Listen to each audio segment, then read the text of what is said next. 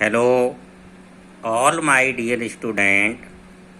I will teach third poem Rain on the Roof. Rain means होता है वर्षा, roof माने छत पर। जब छत पर वर्षा की बूंदें गिरती हैं तो वर्षा की बूंदों को सुनकर के कवि कॉट्स किन्नी बहुत ही अधिक प्रभावित होते हैं। इतने प्रभावित होते हैं कि वे अपने आप को रोक नहीं पाते हैं और कल्पना करते हुए एक कविता लिखते हैं। जो कविता उन्होंने जिस प्रकार से बारिश को सुना उसी प्रकार से जो उनके मन में विचार आए तो उसके बारे में उन्होंने लिखा। तो सबसे पहले तो हम ये जान लेते हैं जॉन कीट्स कौन थे। जॉन कीट्स कवि बनने से पहले एक पत्रकार थे। पत्रकार के अलावा और भी उन्होंने बहुत से कार्य किए। राजनीति में भी कार्य किया, उन्होंने वकील के पद पर भी कार्य किया। तो मुख्य रूप से उनके पर्सनालिटी व्यक्तित्व के बारे में जान लेते हैं।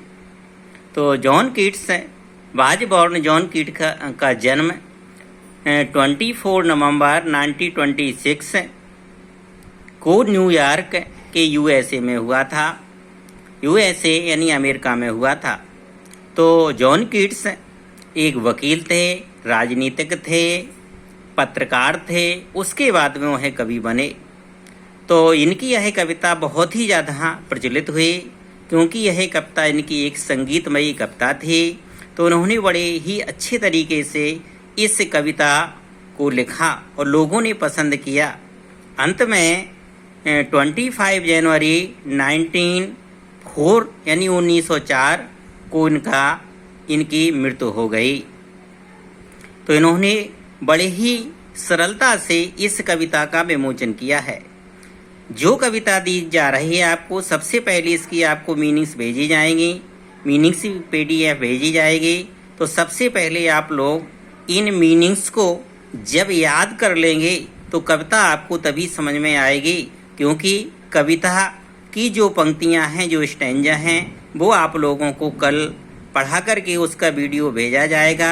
जब तक जो मैंने इनका इंट्रोडक्शन दिया है कि ये कौन थे, इनका जन्म कब हुआ था, यह किस प्रकार के कवि थे, इनकी मृत्यु कब हुई, तो इससे संबंधित कुछ क्वेश्चन आप लोगों को इसी वीडियो को देख करके प्रश्नों को तैयार करना है। उन्हीं प्रश्नों को कल आप लोगों के बीच में दिया जाएगा। तो उन प्रश्नों को समझ करके उसके उत्तर जो आप लोगों को वीडियो डाला जा रहा है उसको पढ़ करके, उसको सुन करके, उसको आप लोग ठीक प्रकार से मन में रखें और उसको कंप्लीट करें। Thank you. Have a nice day.